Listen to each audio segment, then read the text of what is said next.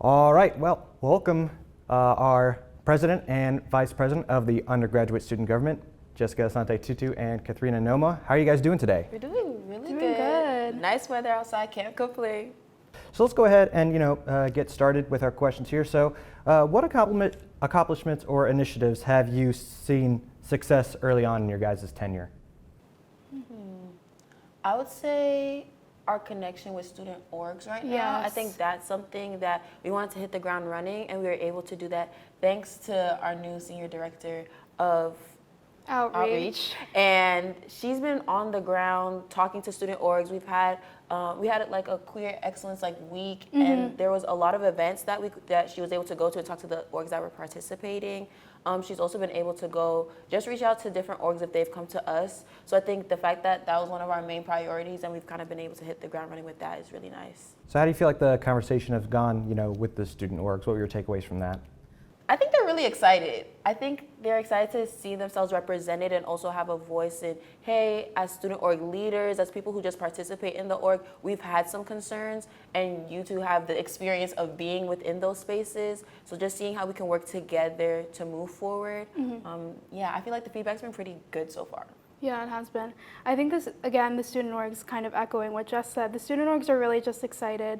And a lot of the student org leaders have just been really thrilled to even hear from us because like we've said in our past interviews, USG feels really disconnected from the student body, and the way that we reconnect is through the student orgs. So they're all really excited, and we're excited too. Yeah. When you're in a program as large as the undergraduate student government, there's obviously a lot of moving pieces, a lot of people that you're dealing with on the daily. How do you feel like the collaboration and communication have gone when working with the other members of the USG? I think so far it's been pretty tame, pretty nice. I think that because we were in the org before, it kind of helps that we are just building on those relationships. I think right now we're kind of in a space where we're redefining what it means to be in these roles versus our previous roles, where I think we were more connected with our committees or the people we work with, whereas now it's like we have to see everyone as a whole and still as individuals, but more guided towards, okay, what's your role and how are we gonna make sure that you're able to be successful so that we can all be successful, if that makes sense. Yeah, I think our communication and collaboration has been great so far. Our senior staff, they're absolutely incredible. And they're all really open to just collaborating and hearing our ideas and executing our vision for the org. So I think we've had great collaboration and communication so far. I agree. Yeah. Even with our senior leadership, with connecting with Judicial Panel and General Assembly, those are we're all within USG, but I think those three branches tend to lose communication over time. So just working on that bond and making sure that we're also tight as a collective, I think is going to be really important going forward to make sure that in our time we're able to accomplish as much as we can. So fostering communication is a big thing. Big one, yes. So obviously, no endeavor is without its challenges. So what do you think has been the most challenging parts of taking on your new roles, and what are your steps to overcome those challenges? This is a good question. I would say, honestly, as women, it can be really hard stepping into leadership roles. And I think sometimes when people doubt you, it's very easy to be like, what am I doing wrong? Am I just not assertive enough? Am I not communicative enough? Am I not suited for this role? But I think with each thing that comes up in that challenge, we've noticed that regardless of what anyone says, we know our character, we know who we are, we know why we're here, and no one can take that away from us. Just because we're women doesn't mean that we're not as competent to do this role as president and vice president. So I think to overcome that, just knowing that we have trust in each other and trust in other people, and that we genuinely really do care about the org, we genuinely really care about people, and letting that literally guide us through everything, I think is going to be the way we overcome that. Oh yeah, so I'm going to echo some of what you said. I think just being women in leadership is a challenge within itself. Me as a Filipina, Jess as a Black woman, it's been really difficult to kind of be in these spaces, and we know that we've had to fight so hard to be in these spaces. But again, like Jess said, knowing our character and knowing, okay, this is how we do things, and this is how we're going to do it, just keeping that in our heads really helps us to overcome any challenges. So we'll go ahead and move on to your administration, because over the past couple of weeks you guys have went ahead and made some pretty notable additions to your administration. So what qualities were you prioritizing when you were picking the new members of your administration? Yeah, I think we picked people that we knew could, what's the word? Like facilitate the vision of our administration. So that's empowering Buckeyes. We picked people that we knew, okay, they're going to execute, that's the word I was looking for, execute our vision and empower Buckeyes. So that was one of the qualities we were looking for, was are these people aligned with our vision and our mission? Yeah, and I think we also looked at perspectives and what perspective they could bring. I know for me, I don't know everything. I know Kathrina doesn't know everything. So how do we bring in people that can teach us something new and also teach others new things and also are open to learning? Because I think a lot of what we do in USG is learning, even though it may seem like we have to know everything. It's really just a learning process in how do these work? Why do we not have these? And having people who are receptive to that, I think, was really crucial for us. Yeah. As far as the message you want to send to your administration, you already kind of hit on the different perspectives.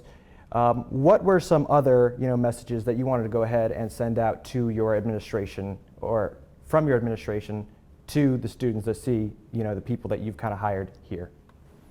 I would say that no matter where you've been in the scope of your college journey, that you still have a voice in USG. I think a lot of people think if you don't enter a club as a freshman or as a sophomore that there's really no hope for you or anything like that. But I completely disagree with that. I think sometimes we're redirected to certain things, or maybe certain things don't pique our interest at certain times.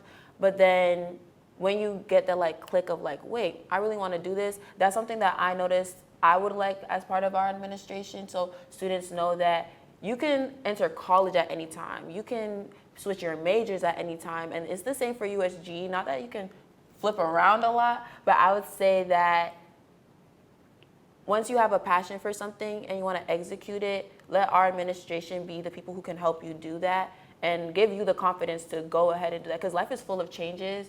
And I know us being in these positions is a big change. So I don't want students to think that everything is just, if you've been in the org, that's exactly it, and that's it, that's all. These are the only people who can do anything. You can do anything too, so having those in our administration, I think is important as something that students can see within themselves, if that makes sense. I think we just want students to know that we hear you, we see you, and we're listening to you. I think it's important that, like we've said before, that USG reconnects with our student body. And I think it's just really important that we re-emphasize the fact that even though you're not a part of USG, you are a part of our student body.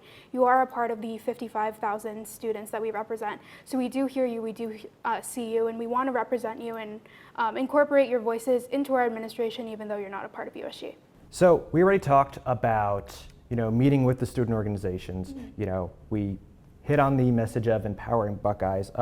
So in other ways of improving efforts on student life, what else have you seen yield positive results so far in your administration?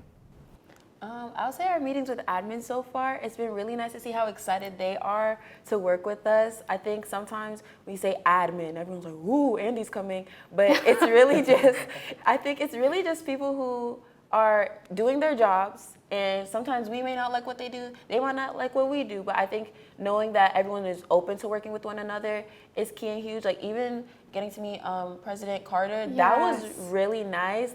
We were not expecting that interaction to go the way it went. Not that we thought it would go bad, but I think sometimes when you see people in these high places, you're sometimes ooh, what will I say that will really make an impact or anything like that.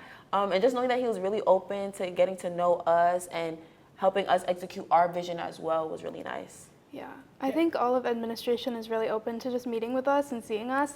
A lot of them have told us, and even some of my professors have been like, I read through your policy document that your team put together, and it's really empowering and inspiring to see what you're doing. But all of our administration has just been so open and so excited to meet us. I think it's especially because we're coming from that interim period in USG.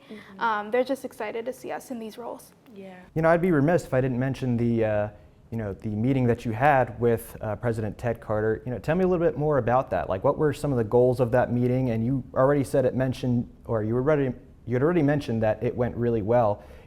What were those things that you felt went really well when going through that meeting? Yeah, President Carter was just really, again, open to meeting us and open to getting to know us. The goal of that meeting wasn't to really talk policies or anything. It was just to meet and greet and get to know him, and he could get to know us. That was all that meeting was. But it went really, really well. And it was really great to see the person that represents our university. Yeah. So how do you feel about, your working relationship with him going forward? You said that he seems very open, but, tell me a little bit about that. Yeah. I think as long as we continue to keep what we're doing transparent and also working on transparency, like what that is able to look like for the university, I think that was something that we talked a lot about. Overall, I feel like he's really receptive to students. Obviously, there's only so much he can do as president of the university, but I wouldn't say that's stopping us from having those conversations with him or keeping him in the loop of things that we want to do or see. In your short time here at the undergraduate student government, what would you say that you guys are the most proud of? I know you guys have only been in here for a couple weeks and you guys still have a long way to go, but there's got to be at least something that you're most proud of right now, right? We just wrapped up Queer Excellence Week. Yes. That was a really, really great week, with the implications of Senate Bill 1, and we didn't know if we could have those events again, and we know that that week was so important to that community. So we're really, really proud of that. Queer Excellence Night, which was Friday, went really well. There were so many people. It was just a great way to gather community, which is something that we're emphasizing in our administration too.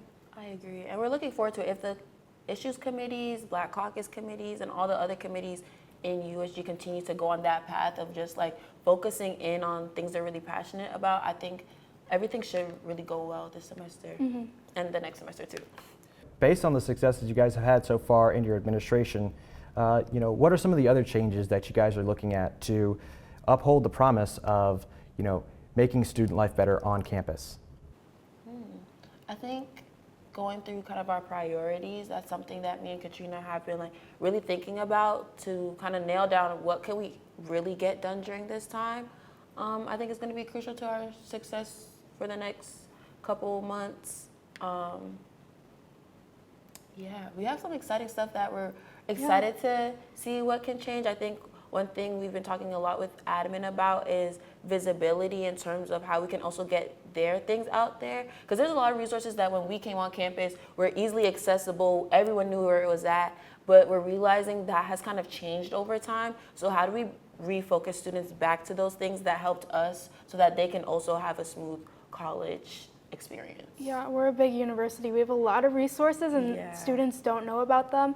So we've had a lot of meetings with administration where they're like, okay, we read through your policy document, we read through your policy plan. We actually have some of these things in existence already, so let's just work with you to promote some of these things. Because we're a big university, we have a lot of resources, but they're not being promoted. So we're hoping to do that in our administration as well. We already established that student organizations are a big part of what makes the undergraduate student government. It's essential to how big undergraduate student government plays a role. So, what are some other ways that you're making sure that these student organizations get the support that they need? I think even us communicating with student orgs is something big because it's great to have someone who's dedicated to that role. But one thing that I think is really important is showing up for your communities and the people you represent. So even if it's dropping into a regular general body meeting and saying hello or just participating, I think is going to be a big thing because people love when they know that you're involved and not just using their name as something to throw around, which I know is something we definitely don't want to do because we know how it feels being in those positions. And we don't want to be like a picture opportunity for somebody. Yeah, we had a lot of endorsements during our run. So one of our top priorities in the next coming days even is having our senior outreach counselor be like, hey guys, my name is Delara. I'm the new senior outreach counselor and we're going to be just connecting you guys with USG. So just that's a big one. So my last question for you guys here today is, so far in your administration, what's the biggest message that you want all students on campus to take away from your campaign going forward? I think continuing our message of empowering Buckeyes, empowering voices. Know that your voice is heard. Despite what's going on campus, what's going on in the real world, your voice matters in so many aspects of life. So please don't shy away from saying something. Please don't shy away from getting involved on campus. If I didn't get involved on campus, I really feel like I would never be in a position like this. I probably would have just gone through college in my books. But getting involved has taught me so much about myself as a person. And I think that there's so much power in what you're able to say, but also what you're able to do. Yeah, I think we just want students again to see, we hear you. We have a large Instagram following, and we just want you guys to reach out to us. We want you to DM us with questions. We want you to utilize our emails. We're here for you, and we really just want to increase our visibility. Definitely, definitely. Well, Jessica, Kathrina, thank you guys so much for joining us. You know, it's always a privilege to have you guys here, and we look forward to more opportunities like this. So thank you guys again. Thank you, For having us. Thank you. For The Lantern, this is Sean R. Phillips.